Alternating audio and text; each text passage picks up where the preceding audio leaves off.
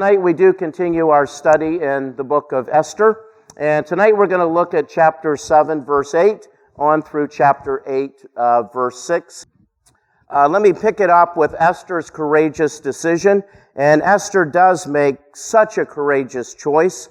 Haman has talked the king into the edict that would put all the Jews to death on the 12th month of the year, the 13th day of the month, and Mordecai is beside himself. Mordecai doesn't know what to do, but he does come to Esther and says to Esther, "You're the queen, and maybe you've come to royal position for such a time as this, and you ought to go before the king and beg him for mercy."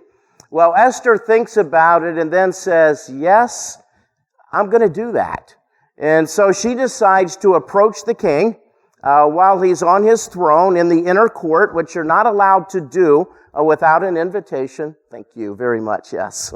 And she does, and the king accepts her. And then the King Xerxes asked her, "What can I do for you? What do you want?" And as we're reading the story, we're just ready for Esther to spill her guts. But she doesn't. She invites him to lunch instead and asked him to bring Haman along with him. So the three of them have lunch, and while they're having lunch, again, King Xerxes looks at Esther and says, "Queen, what can I do for you? I mean, whatever you want, I'll just do it for you. Tell me what you want." And she tells him, "I want you to come back tomorrow for lunch again, and then I'll tell you." So Haman, who has just had lunch with the king and queen, is flying on cloud 9. You know, his ego has reached a peak at this point. But on the way home, he passes by Mordecai the Jew. And Mordecai doesn't pay any attention to him, doesn't salute him, doesn't bow down before him, doesn't honor him in any way. And Haman is livid. So he goes home and tells his family and friends, and they suggest to him that he go before the king and tell the king what Mordecai has done and ask the king to put Mordecai to death. And at that point, it's the low point in the story for the Jewish people. Everything changes in chapter 6, verse 1, when the king can't sleep. He has insomnia. He wakes up in the middle of the night. He can't go back to sleep. So he asks one of his servants to read to him some of the records of his reign. And that particular servant reads to him the story of Mordecai and how 5 years ago, Mordecai intercepted an assassination attempt on the king's life and saved the king's life. And the king says, "Wait a second. What did we do for Mordecai?" And the servant says, "We didn't do anything for Mordecai." Well, the next morning, the king is on his throne, maybe half asleep, but he's there, and in walks Haman. And Haman has access to the king. He doesn't need an invitation. And what Haman really wants to do is tell the king to execute Mordecai. But before Haman can say a word, Xerxes says to Haman, "What do you think I ought to do for someone that I really want to honor?" And Haman is thinking, "Oh, he's talking about me. That's why he's asking me." And so Haman says, "Oh yeah, this person should wear a royal robe that the king has worn. And this person should be allowed to ride on one of the king's royal horses, you know, the one with the crown on its head. And then somebody should pull the horse through the town in a parade, telling everyone that this is what the king does when he wants to honor somebody." And King Xerxes says to Haman, "That's a great idea. Go get the horse, go get the robe, put Mordecai in the robe and on the horse, and you pull it through town." And Haman is beside himself. He's been humiliated. And then Haman goes home after that morning episode to tell his wife and friends what had happened. And his wife and friends tell him, "You've decided to make an enemy of the Jewish people. That's not a good idea. Because every time we Amalekites go up against the Jewish people, we lose. So Haman, you're on a downfall. You're going to lose." And about that time, somebody shows up, one of the king's servants, the eunuchs, and says to Haman, it's time to go to the queen's banquet, the lunch. And so Haman shows up for lunch, and they have a nice lunch. And this time, King Xerxes again asks Queen Esther, what is your petition? What is your request? And the queen says, my petition is I want to live because somebody's trying to kill me. And my request is that my people live because somebody's trying to kill them too. And King Xerxes was thinking, okay, she's going to ask for land. She's going to ask for money. She's going to ask for something material, and I'm just going to give it to her. But the king's now thinking, what do you mean somebody's trying to kill you? I mean, who would dare to kill my queen? And Xerxes takes it personal because it's all about honor. I mean, just think about how dishonorable it would be if Xerxes let somebody kill his queen. And so Xerxes says, who would dare to do that? Do you know who it is? Tell me his name. And of course, Haman's in the room. And Queen Esther maybe points at him, looks at him, and says, it's Haman. He's the one who has done this. And Haman is probably sitting there going, what? I mean, how can that be? Because Haman doesn't know that Esther is Jewish. In fact, the king doesn't know that Esther is Jewish. So the king is beside himself. He leaves the room and goes out into the palace garden. Haman stays in the room with the queen to beg for his life. And that's where we left off. Tonight we begin with chapter 7, verse 8, and I kind of gave it away in my title, but we're going to look at Haman's death and a very unusual story that most people don't recognize when they read this book. Let me read Esther chapter 7, verses 8 through 10. Just as the king returned from the palace garden to the banquet hall, Haman was falling on the couch where Esther was reclining. The king exclaimed, will he even molest the queen while she is with me in the house? As soon as the word left the king's mouth, they covered Haman's face. Then Harbona, one of the eunuchs attending the king, said, a pole reaching to a height of 50 cubits or 75 feet stands by Haman's house. He had it set up for Mordecai, who spoke up to help the king. The king said, impale him on it. So they impaled Haman on the pole he had set up for Mordecai. Then the king's fury subsided. An incredible story, an incredible ending to Haman's life. And chapter 7, verse 8 is a critical verse in this story, and most people skip it. But it's so important to what King Xerxes decides. So King Xerxes has left the room. He goes out to the palace garden, and perhaps while he's there, he's thinking, okay, Haman issued a decree that if it's carried out, my queen will be put to death. But I'm the one who gave Haman my signet ring to make it official, and I'm the one who didn't bother to ask who Haman wanted to get rid of. So Xerxes is probably thinking, part of this is my fault. So how can I possibly punish Haman without also admitting my own guilt? So what am I going to do about Haman? And Xerxes finally returns into the palace room where they were having lunch, their banquet. And Esther is reclining on a couch, which Oriental people back in the ancient world, they didn't have a table and chairs like we do. They had these very low couches, and they would basically lie down and recline while they were eating.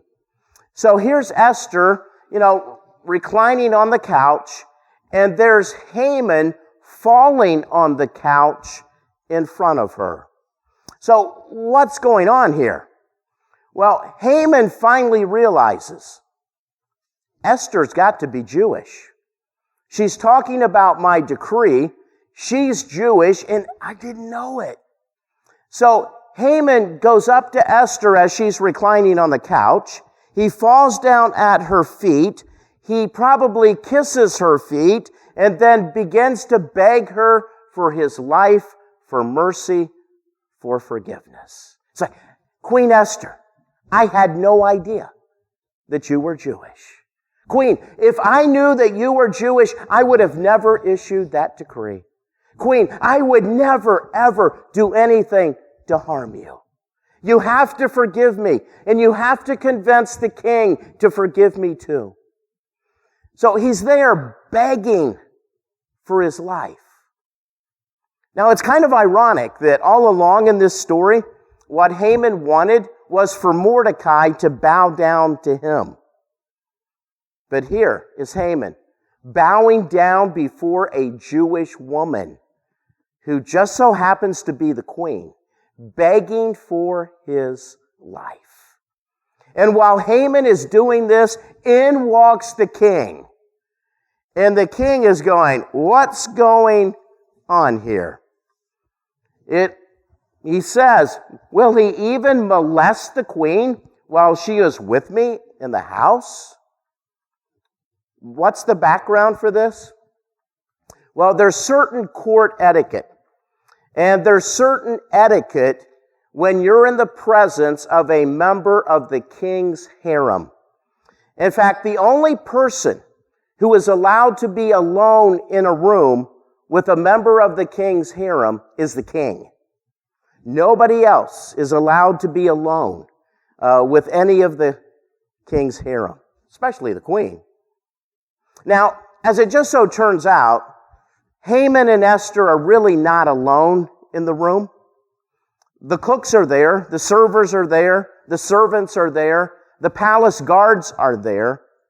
But there's another law of the harem as well, that if you're a male, you are not allowed within 7 steps or 7 paces of a member of the king's harem.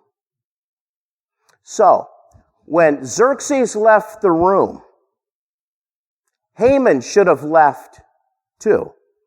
But where could he have gone?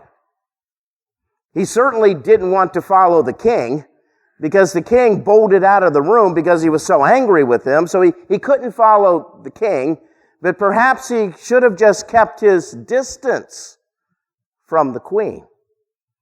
But instead, it's like he's falling on the couch in front of the queen. And when the king comes back into the room, he jumps to all the wrong conclusions. He's accusing Haman of possibly molesting the queen.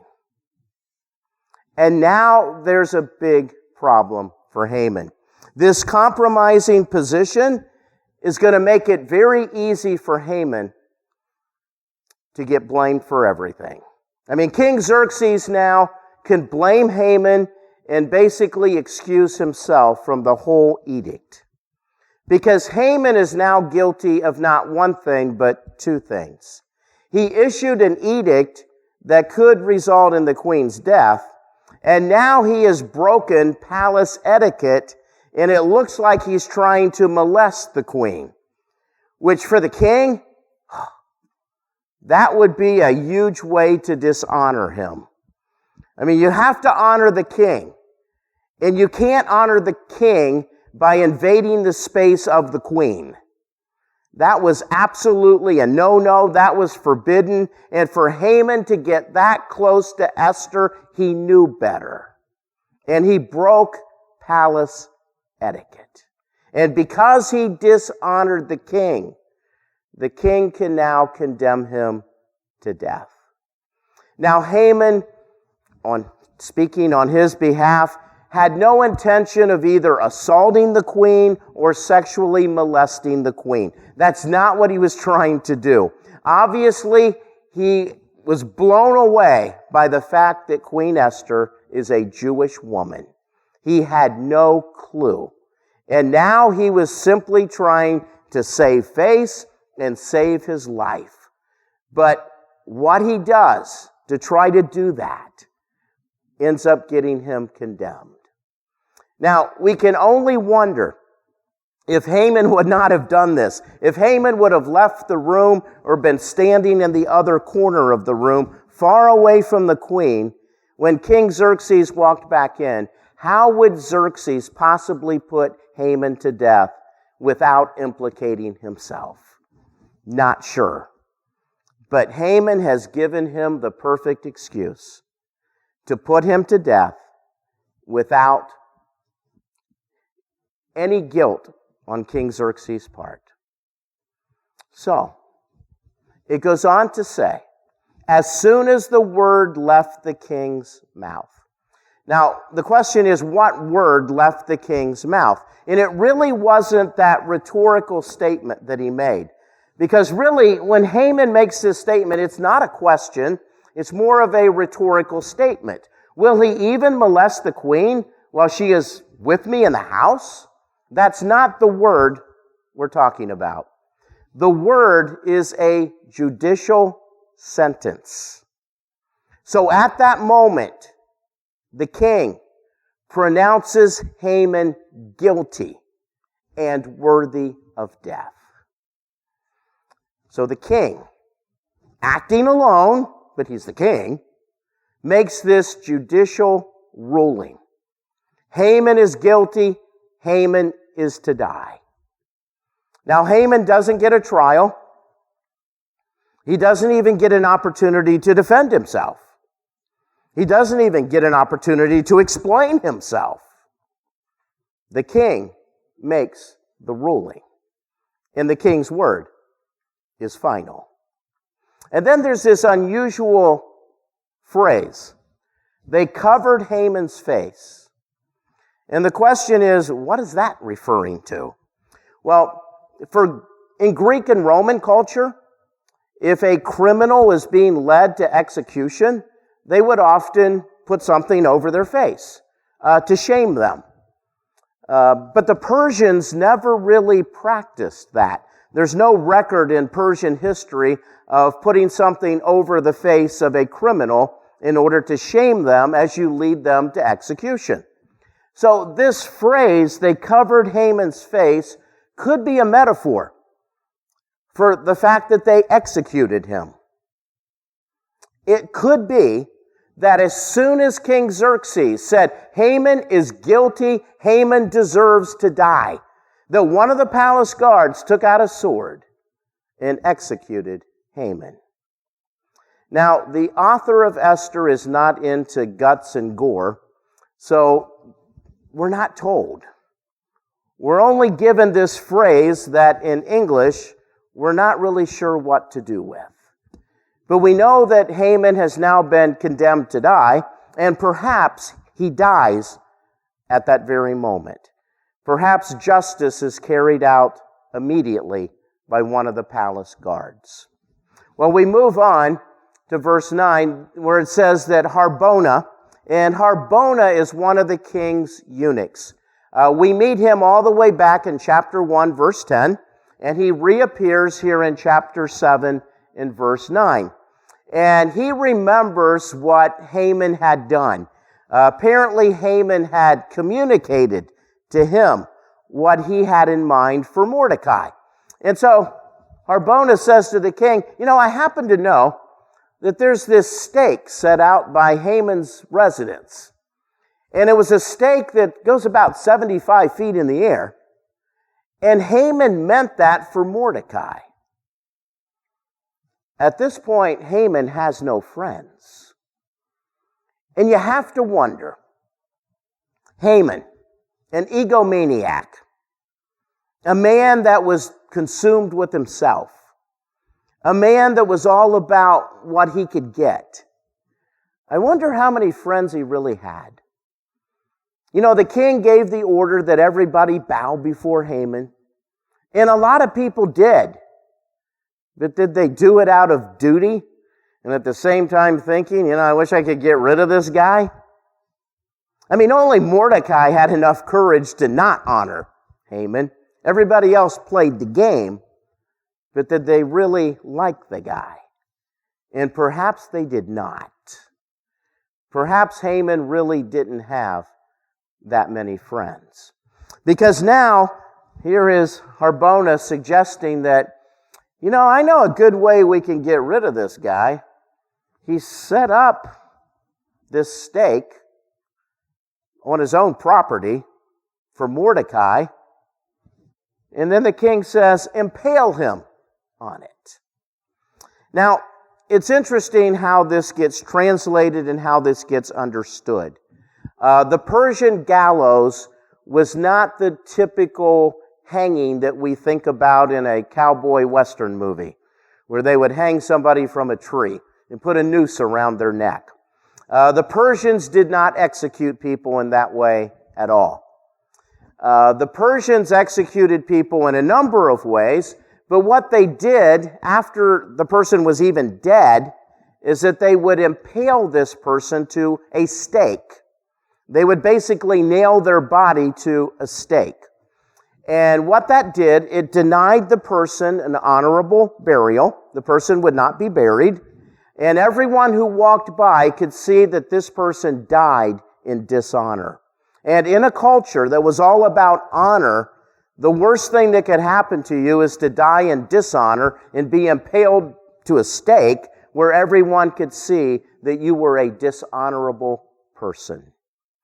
Now, what we don't know is if Haman was executed perhaps by a sword and then impaled to the stake, or if they impaled him to the stake as a way of executing him. The author really doesn't tell us. We do know this from history. It was the Persians who initially invented crucifixion. Now, they invented it by impaling people to a stake, to a tree, to a piece of wood. But it was the Romans who actually perfected crucifixion. They're the ones who knew how to do it and do it really well. But the Persians are given credit for actually inventing crucifixion. So we don't exactly know what happened to Haman other than the fact that he's now dead. And he's been impaled on a stake so that everyone in Susa can know that Haman died a dishonorable man. And that's the point of verse 10. So they impaled Haman on the pole he had set up for Mordecai. Now think about Haman. He got up that morning thinking, it's going to be a great day. This is the day that Mordecai is going to get executed. And this is the day that I'm going to be honored by the king and queen. That's what he was thinking. What really happened that day? Mordecai gets honored by the king. And the king and queen, they have Haman executed on the very post, the stake that he had made for Mordecai. Talk about irony. The tables have been turned. The story has shifted. Haman thought things were going to be great for him, but they turned out horrible for him. Haman thought things were going to be horrible for Mordecai, but things turn out okay for Mordecai. The tables have truly been turned. The king's fury subsided. The king's no longer angry. But there's still a problem. The story's not over. The book of Esther does not end with chapter 7, verse 10. There's still one more issue that has to be resolved. And it's not an easy one to resolve because it's Haman's decree. And it's still valid that on the 13th day of the 12th month, every Jewish person in the Persian Empire is to be put to death. Haman is dead, but his decree is still very much alive. How do you overturn such a decree? And that brings us to the 8th chapter, where King Xerxes helps the Jewish people.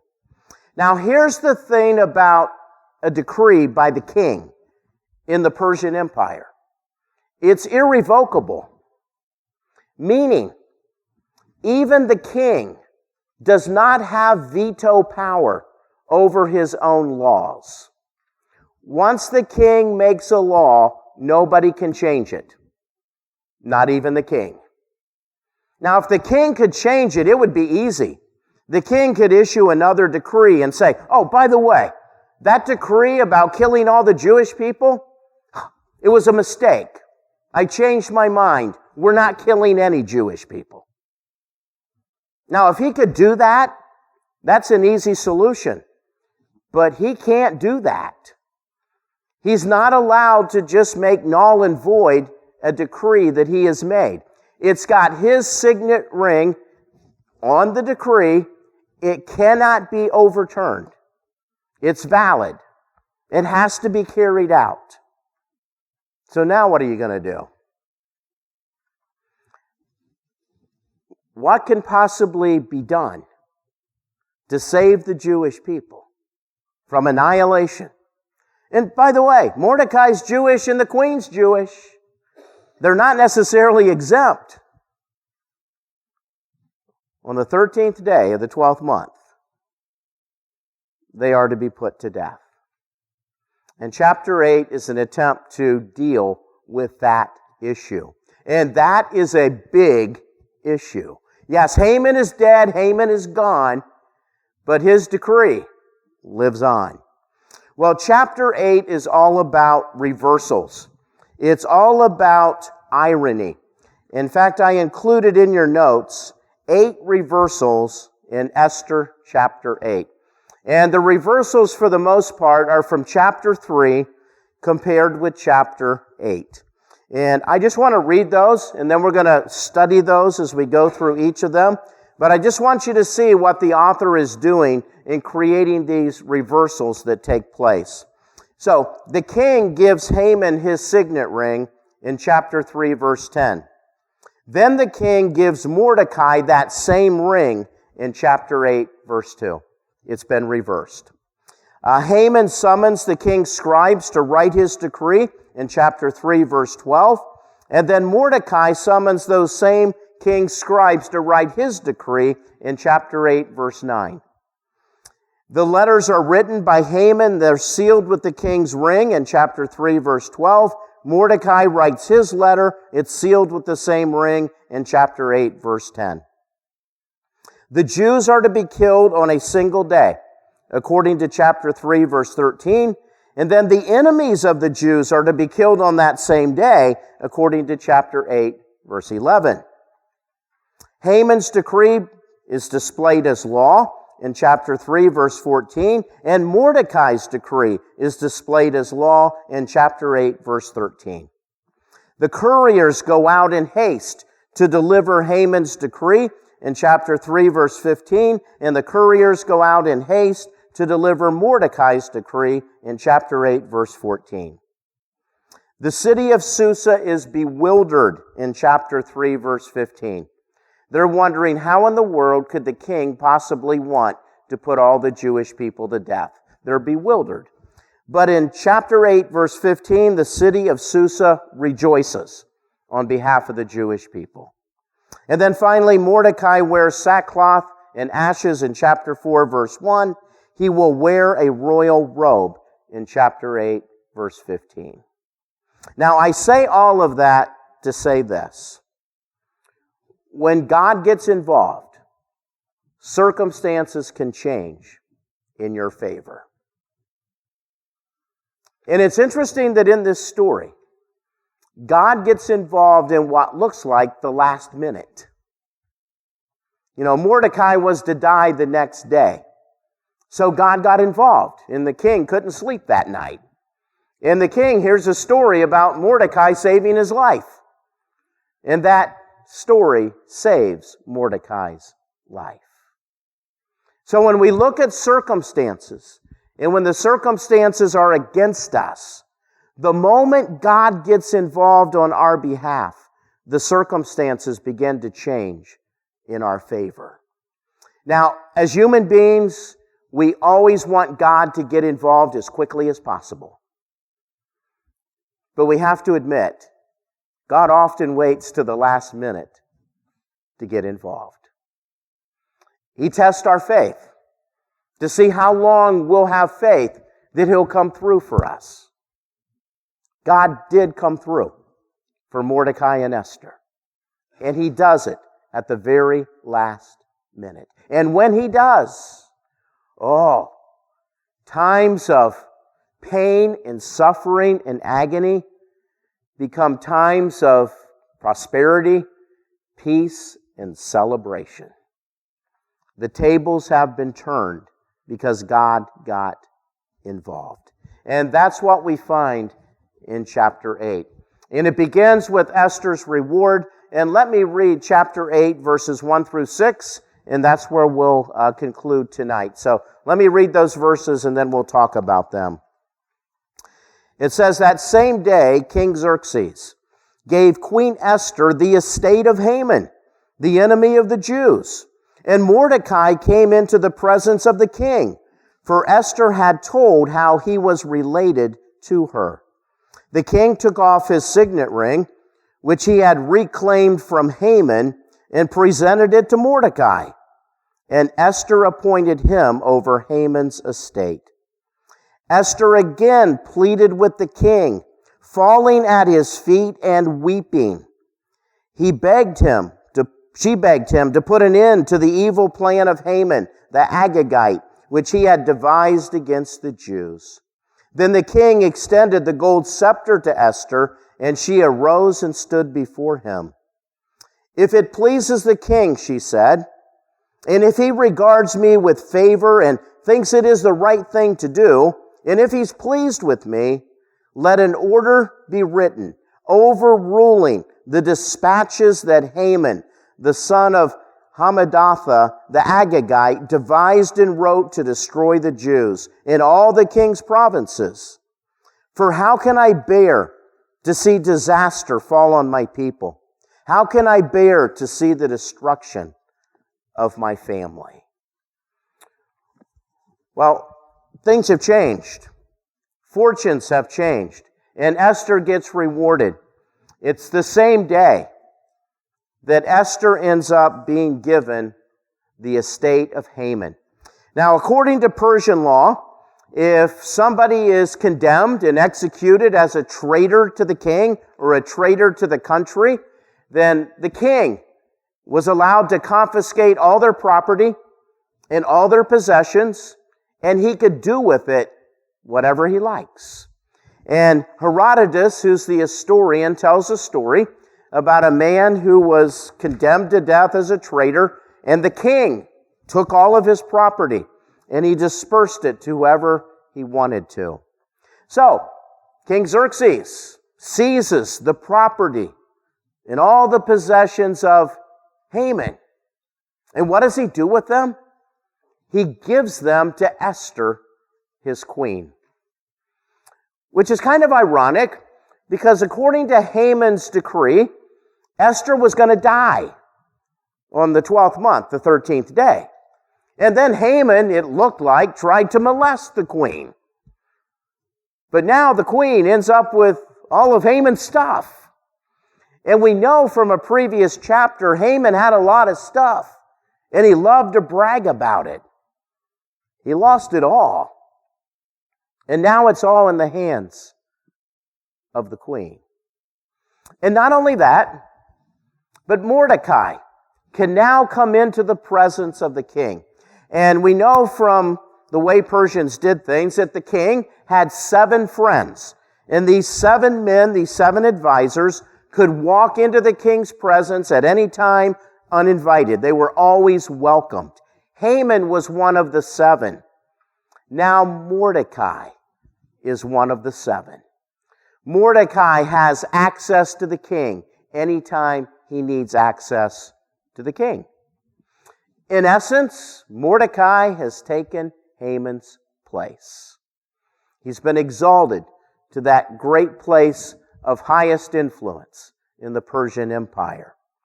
Queen Esther has been given Haman's estate, but what is she going to do with it? She's going to live in the palace. She's going to live with the king's harem. She's going to have whatever she wants that the king has. So what does Esther do with the estate? She gives it to Mordecai. Things have certainly changed for Mordecai. You know, one day he's honored. He wasn't given anything at the moment, but now he's given a top-level position in the king's cabinet, and he's also been given the estate of Haman. So Mordecai now gets to live in Haman's house. He's taken over all his money, all his possessions. Mordecai is now a really rich man. But it doesn't end there. The king takes off the signet ring, which he got back from Haman, and gives it to Mordecai. Mordecai now has the king's signet ring. Mordecai can write laws on behalf of the king, which is going to be very important in just a few verses. Things have absolutely flipped around. These are the days of blessing. These are the days of prosperity, the days of reward. These are the days of celebration for Esther and Mordecai. Their life story is now at the very top. They're at the mountain peak. They are enjoying being in the Persian Empire and enjoying everything that goes along with it. However, there's still a problem. And that brings us to Esther's request. There's still that thorny issue of Haman's decree. How do we get rid of it? What do we do with it? How do we override it? Because certainly it would be a horrible thing to end up with all this money, all this property, all this fame, all this position, and then see your fellow Jews get put to death in a few months. I mean, that would be horrible. Something has to be done about Haman's decree. And Esther decides she's going to do something about it. So beginning in verse 3, Esther's going to plead with the king. Now, back in chapter 4, Mordecai comes to Esther and says, You're the queen. You need to go before the king and plead for the lives of the Jewish people. You need to get the king to have mercy on the Jewish people. And Esther does go before the king, and she's received. And when she's asked, what do you want? She does say, I want to live, and I want my people to live. But for the most part, we've only resolved the first part. Esther gets to live. Because Esther was really clever. Apparently, she read the king very well. She presented the king with a choice. Choose your queen or choose Haman. But you can't choose both. And by her clever manipulation of circumstances, the king chose her over Haman. And the king's thinking, this is over now. Haman's dead. I'll move on. Mordecai's taken his place. I've given Haman's stuff to Esther and Mordecai. This is a done deal. But it's not a done deal. Because Esther went before the king, but she's not yet pleaded on behalf of the Jewish people. She preserved her life and did it very well. She's got one task remaining. So she again pleads with the king, falling at his feet and weeping. I mean, a very dramatic scene. Here's the king in his inner court. Esther shows up, and she's crying, and she falls at the king's feet to plead on behalf of her people. The first time she walked into the inner court, she was decked out in all the royal robes of Persia. This time she's falling at the feet of the king and crying. Which, by the way, the word falling is a really key word in this book. And sometimes it's translated falling in English, and sometimes we use other English words, but that Hebrew word is used multiple times in this book. It was just used of Haman, who fell on the couch that Esther was reclining on. And that didn't work very well for Haman, to fall into the lap of the queen. Here's the queen falling at the feet of the king. So, I guess if you lived in ancient times, it's better to fall at the feet of the king than in the lap of the queen. But that word fall is used over and over again in the book. In fact, before Haman went in before the queen, it was his wife and advisors who basically said, your life is going to fall. It was the same word. So here's Esther falling before the king. And she knows she's got this incredible task of pleading with the king on behalf of the Jewish people. And she wants the king to end the evil plan of Haman the Agagite. For Esther and Mordecai, it's still about the Israelites and the Amalekites. You know, he's not just Haman, he's Haman the Agagite. You know, our enemy from 1,000 years ago. You know, this battle between the Israelites and the Amalekites, it's been going on for 1,000 years, continues even though they're in exile. Haman the Agagite. Somehow we have to put an end to his evil plan. But how do you put an end to an evil plan when the plan can't be reversed? When you can't just cancel it? You can't annul it? You can't rescind it? What is she going to do? Well, it says in verse 4 that the king extends the golden scepter to Esther. And this is the second time it happened, but this time there's not that tension. You know, the first time she didn't know if he would extend that scepter or not. This time she knows. He's going to accept her. I mean, he's already given her Haman's estate. He's not going to turn against her. But the fact that he has to do that means that this crisis is not over. There's still an issue that must be resolved. So, as she's about to make a request of the king, she's extremely diplomatic. And she pours on the flattery. In fact, 4 phrases she uses to flatter the king. If it pleases the king, and of course, we only want to do what pleases the king, of course. And if he regards me with favor, and she knows he does. And here's the new part, if he thinks it is the right thing to do. So, king, we just want you to do what you think is right. So if this is the right thing, this is what we want you to do. And if he's pleased with me, and she knows the king is pleased with her. But the greater the request, the greater the flattery. You got to really pour it on, because Esther knows that what she's about to ask for is almost impossible.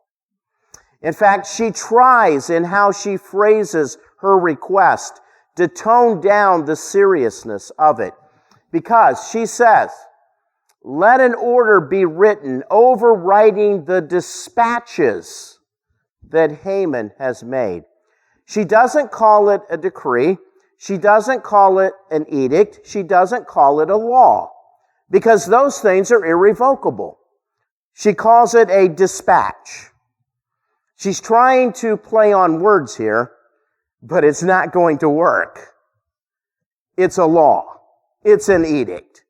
It can't just be overturned. She would love for it to just be thrown out, but she can't make that happen. And again, she's very careful that the guilty party is Haman, the Agagite. The guilty party is not the king, even though he does share in the guilt. But in her mind, as she's talking to the king, no, it's not you, king. It's Haman, the Agagite, the Amalekite. It's all his fault. He wants to destroy the Jews in the king's provinces. And she knows the king doesn't want anything to happen to her. And for now, the king doesn't want anything to happen to Mordecai either. He's been promoted. So Haman is the bad guy. But the challenge is, in order to be written overruling what Haman has written, how do you do that? How do you write something that changes somebody from dying? How do you cancel death? That's the challenge. And Esther is hoping that Xerxes has an answer. Because how she words things, she doesn't have an answer to this one. Or she would tell him what answer she had come up with. She is somehow hoping that the king has some kind of a solution so that the Jewish people don't have to die on the 13th day of the 12th month. What do you got, king? What can you do? Because, king, this has become personal for me. What would happen to the Jewish people would cause me personal agony. Esther has identified with the Jewish people. She's informed the king that she's Jewish, that she's connected with Mordecai. But now it's emotional. She's emotionally involved in this. And she says, how can I bear to see? And then she repeats it. How can I bear to see my people destroyed and put to death? Esther's saying, I don't know how I can personally survive if the Jewish people are put to death. I don't know how I can live with myself if death and destruction come to the Jewish people. Esther is saying to the king, this is a big issue for me. It's an issue that not only touches me intellectually, it touches me emotionally. It not only impacts my head, it impacts my heart. And Esther goes on to say, disaster and destruction for my people? I can't live with that. Because these are my people and my family. I'm the queen, but those are my people and my family. And I can't live if something happens to them. Esther is thinking about other people. Here was Haman. He basically just thought about himself. But Esther's thinking about others. What can I do to help? What can I do to help the Jewish people? Their destiny impacts my head, and it also impacts my heart. And I'll leave you with this thought. What people has God placed on your heart? What people do you care enough about that you have to get involved and do something? That you could call them my people, my family. That what happens to them not only impacts your head, but it impacts your heart because you care that much. That was Esther. She's come a long way. Her people now matter most to her. And next week, we're going to try to figure out what kind of edict can they possibly write that would give the Jewish people a chance to survive. Because they can't just overturn the verdict and make it null and void. You've got to write something new that would give the Jewish people a fighting chance. And we'll talk next week about what they come up with. Heavenly Father, thank you for this incredible story. And Father, I thank you that your involvement in this story changed everything. That what looked so sad and so horrible and so painful all of a sudden flipped around and became a celebration. And yet at the same time, there's an unresolved issue. Because just succeeding on my own is not enough. There's other people involved. And I want them to succeed too. And Father, what a great lesson for us as we look at our own hearts and our own lives and the people we care about and what we can do for them and what you're leading us to do to help other people.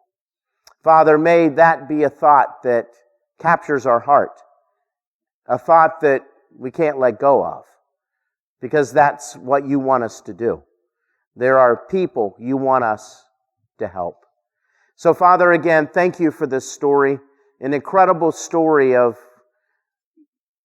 what you can do when you get involved. Even though your name is never mentioned, you're writing this story in an incredible way. So, Father, I pray that we will learn from this story, apply it, and may our lives be better because of it. I pray in Jesus' name. Amen.